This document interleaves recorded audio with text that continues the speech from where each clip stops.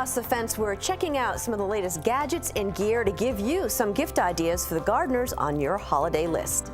Good afternoon and thanks for joining us. I'm Judy Simpson. We can't promise that today's show will help your gardening skills, but whether it's plants or tools or even a spring garden tour, we can tell you that our garden experts have some words of advice and some of the newest products to show off. To get things started, I'm joined by UVM horticulturalist from the Plant and Soil Science Department, Leonard Perry. Great to see you. Happy holidays, Judy. Where did all this bounty come from? Okay, well, I'd like to thank Gardner Supply in Burlington for loaning us all these tools. And it may not help you improve your garden skills, but having the right tool for the right job sure goes a long way. And then, of course, to Clausen's of Colchester for the beautiful poinsettia plants. I should mention that, of course, a lot of these or variations are available from many other retailers as well, but hopefully this will give you a few ideas. Right, and there are greenhouses across the state that have all kinds of plants. That's true, yeah. And so starting with all kinds of plants for the holidays and ones you see at a lot of stores, we'll start up front here with these two little ones. You can get, of course, different sizes in all these, but these particularly come in smaller usually. And this is the Christmas cactus, and this is similar to a Thanksgiving cactus. Not many differences. It's related to, but not really the cactus. It doesn't have the thorns, it's got flattened leaves, it doesn't come from the desert. So, but still, it doesn't like to get too wet. That's one of the keys on that. It comes in many colors. You see kind of a pinkish reddish color. You have purples and oranges and whites. And this is one that you can really keep from year to year. And many people do, and they just get bigger. And I know many people have had these for many years. And then next to it is a cyclamen.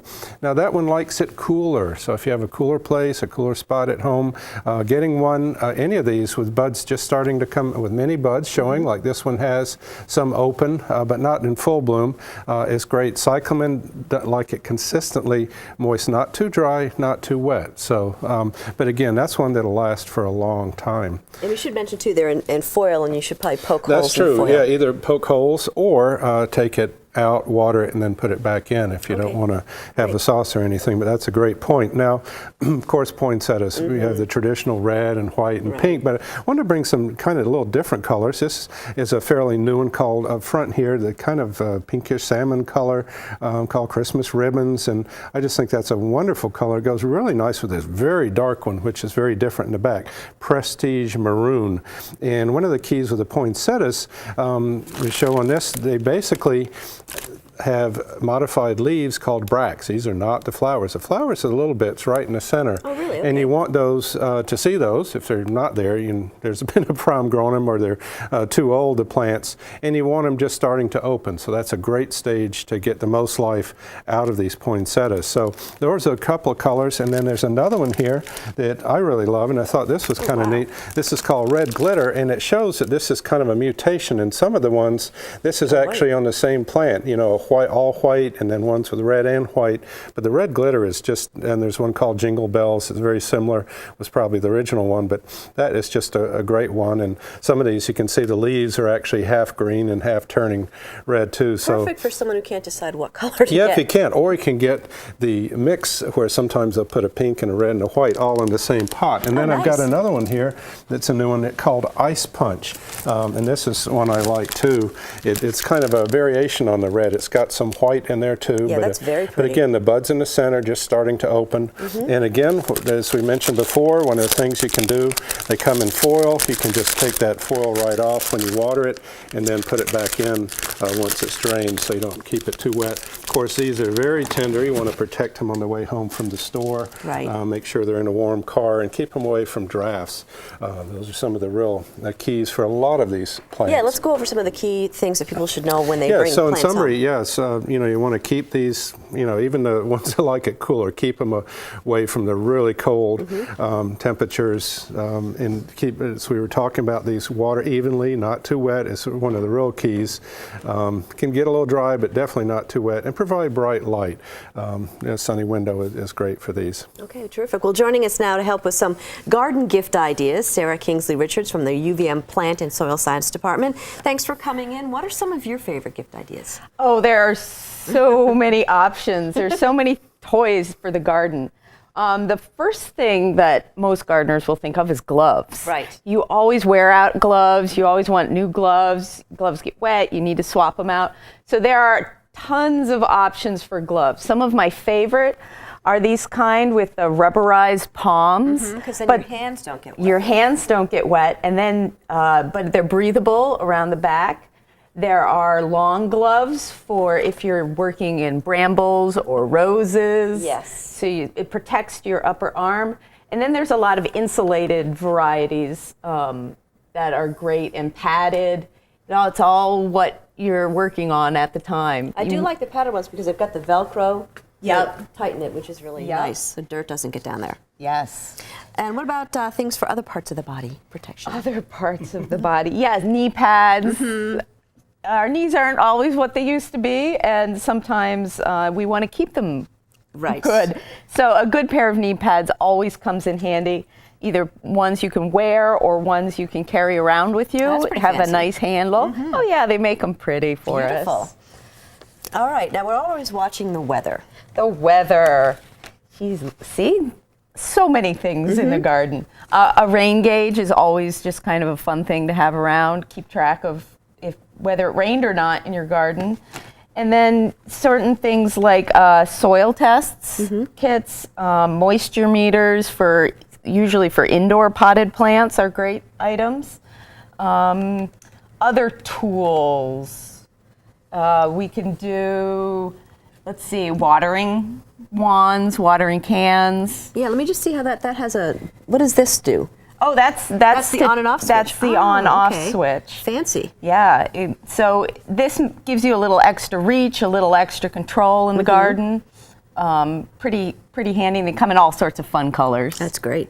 Other tools would be things like trowels, and this is a tool. Japanese hori hori is, And that's got a protection That's thing. got a protective thing on it. But it's a great item for digging, for poking. It's got a little saw edge on it for getting around. And then just variations on trowels, always handy.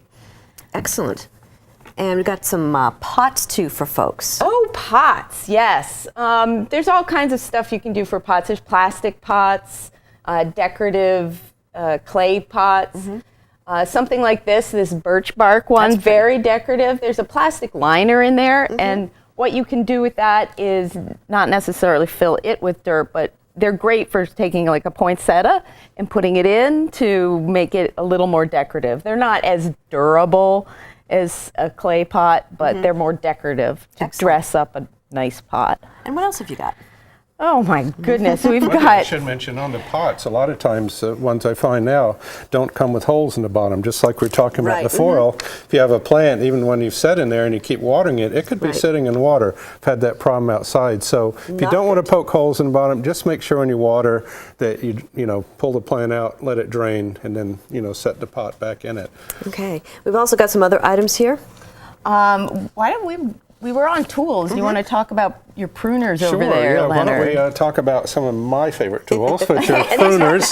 Yeah, again, a Slightly lot of people larger. have a problem with pruning. They're scared of it, but you shouldn't be. Most plants are pretty resilient. They come back.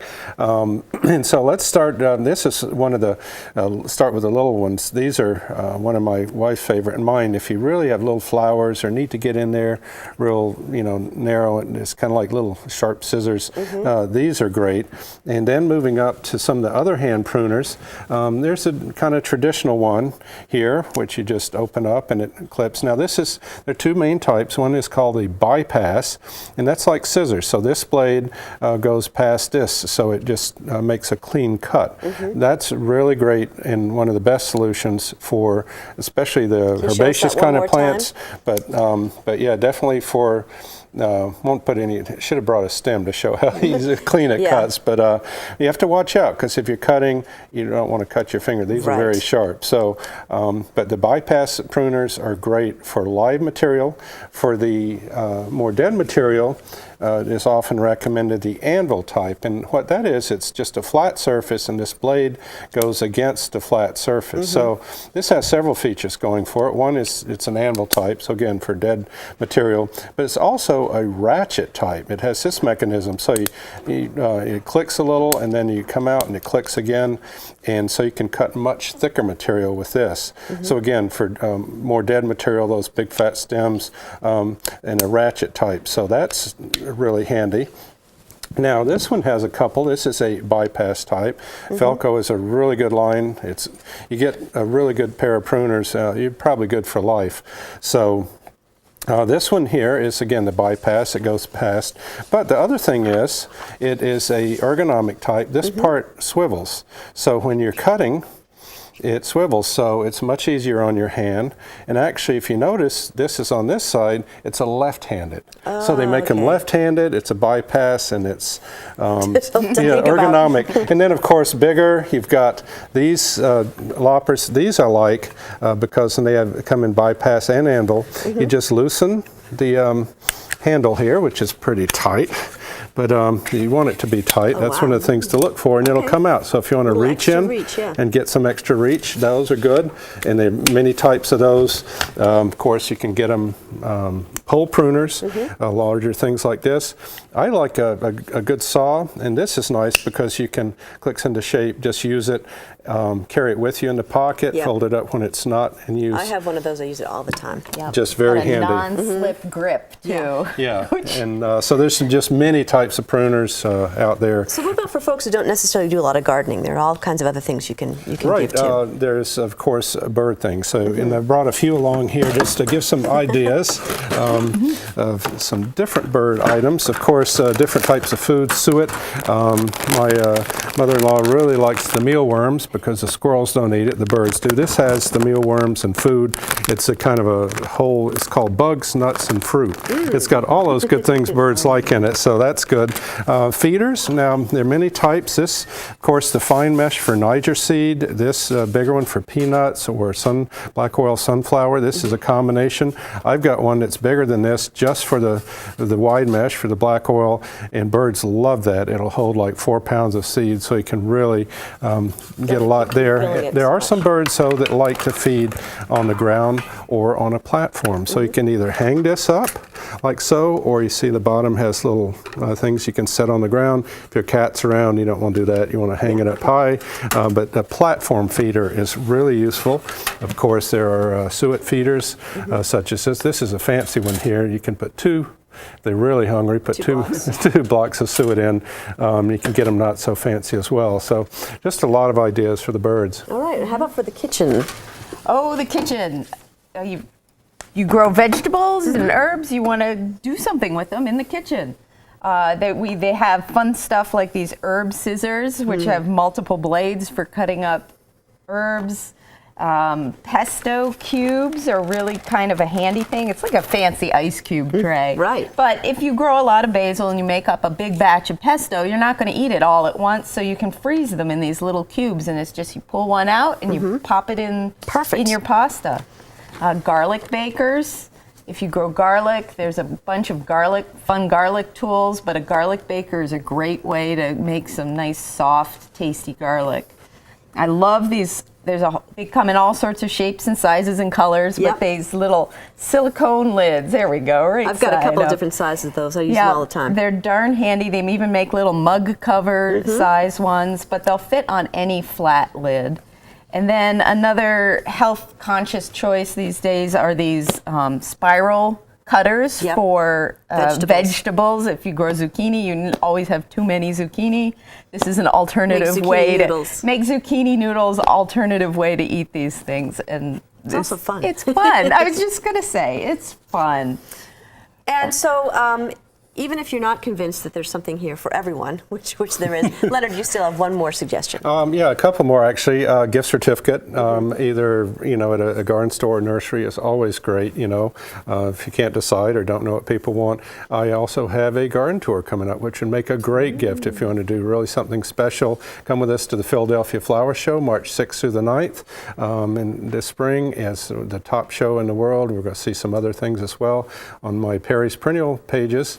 Perry'sPerennials.info. You can find out more details and the registration. Well, terrific. Before we go, once again, thanks to Gardener Supply of Burlington and Clausen's Greenhouse of Colchester for supplying all these items for us to take a look at. And thanks to both of you. Thank you. Thank you. That's our program for today. I'm Judy Simpson. I'll see you again next time on Across the Fence.